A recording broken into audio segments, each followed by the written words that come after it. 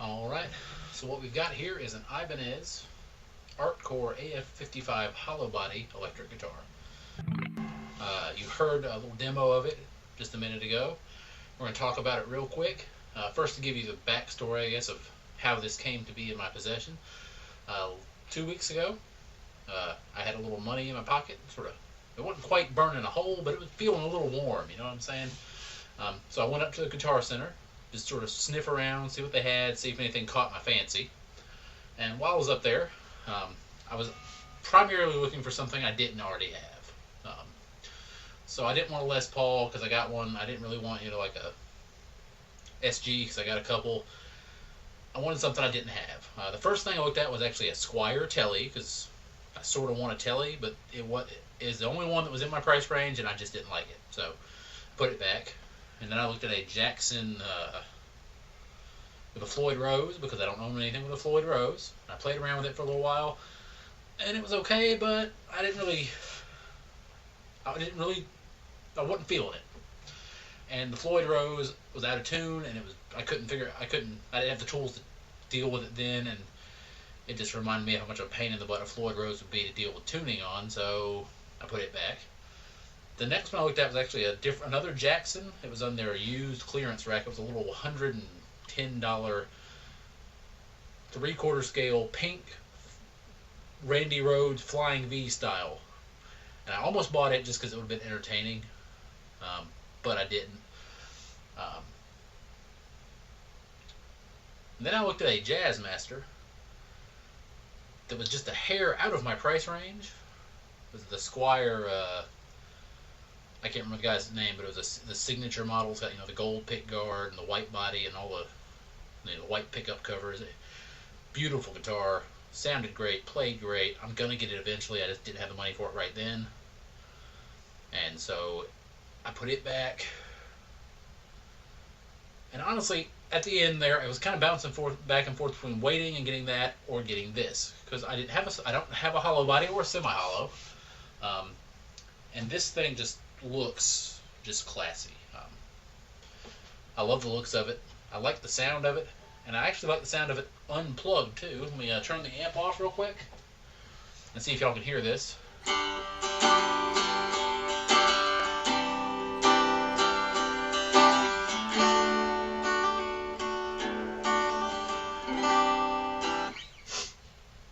So unplugged, it's got a pretty good sound to it. So I ended up getting this. I got it for $280, I think it was. It was originally priced $300 and something. They had a sale going on for President's Day, so it was on sale, and so I got it cheaper. So picked it up, brought it home.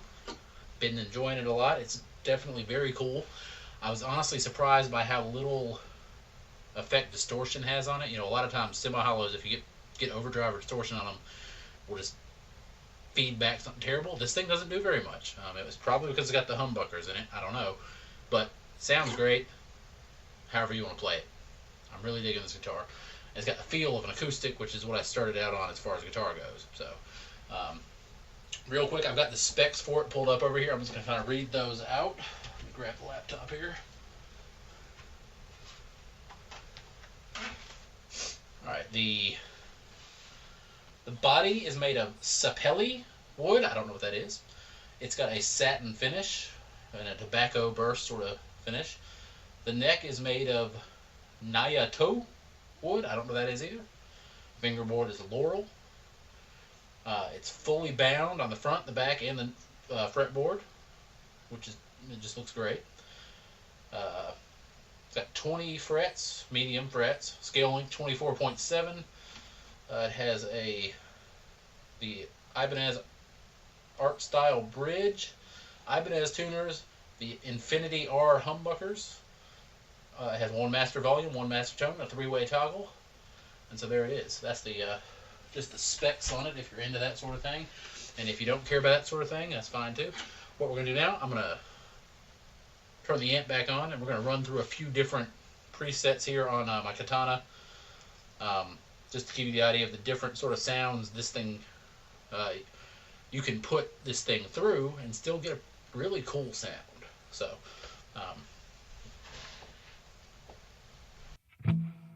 alright, this first one is supposed to be a Fender Deluxe Reverb 68 type amp sound. There we go.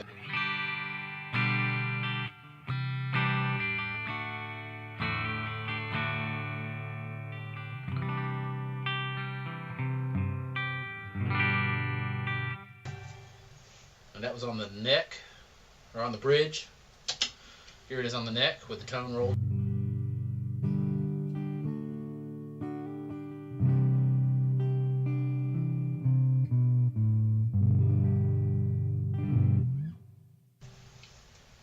Then here's the middle.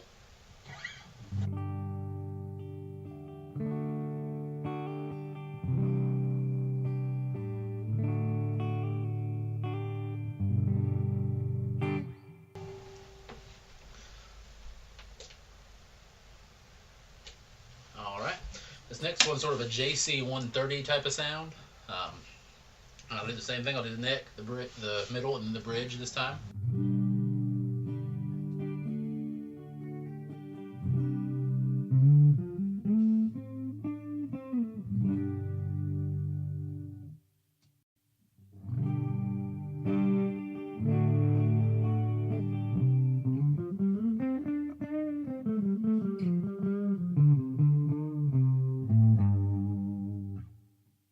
Now we're going to do the bridge with the tone turned up a little bit.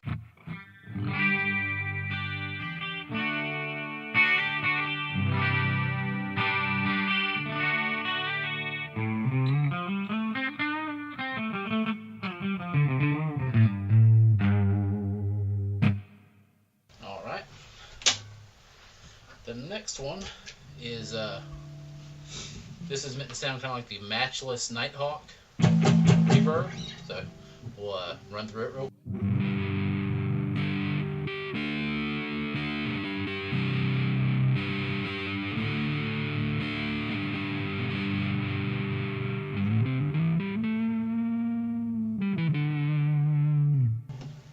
Alright, middle.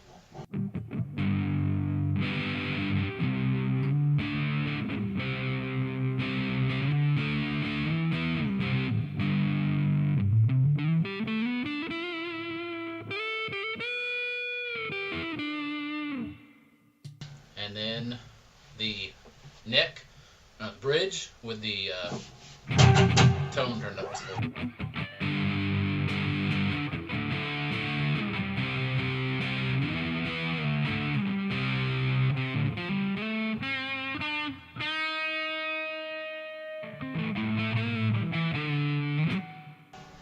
All right.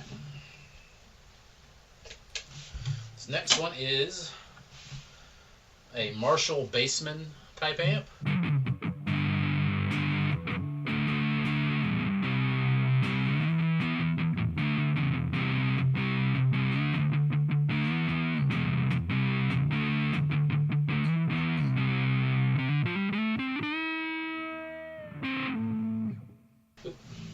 pick. So that was a Marshall basement-y type sound on the neck. Here is the middle.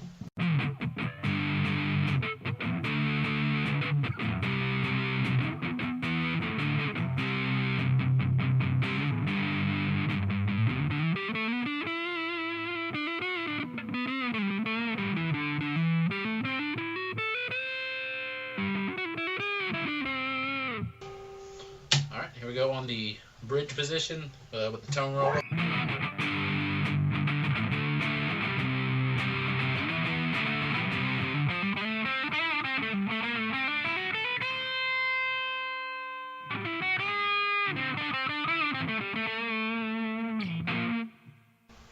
Alright.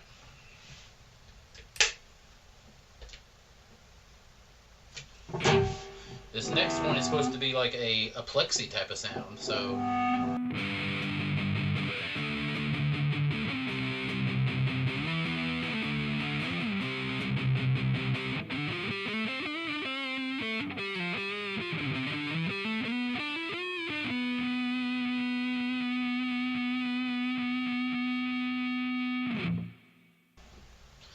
alright, then the last one I want to do real quick is meant to be like the Diesel V4 amp. So this is a high gain type of thing.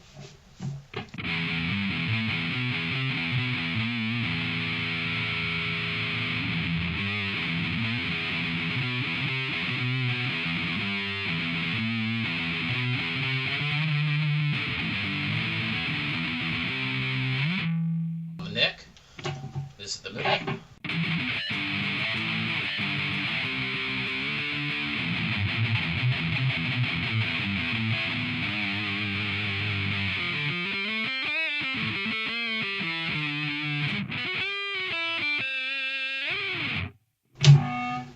Now we're going to do the bridge with the gain, or the tone rolled up.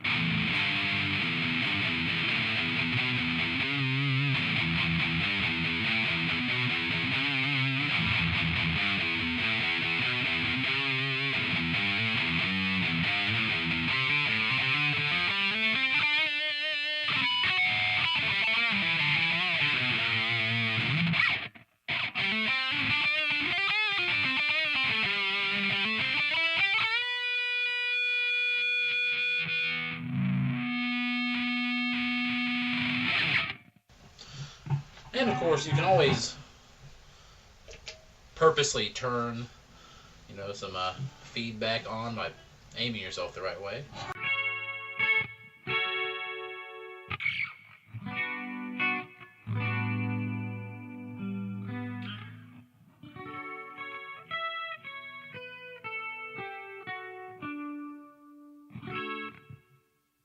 All right, so that's just a little sampling of what this thing can sound like depending on what you do with it. As you can see, you can run it into some pretty high gain stuff and still it'll sound good. It definitely sounds different than a Les Paul or an SG or whatever else. So it's a different tool in the arsenal, so to speak.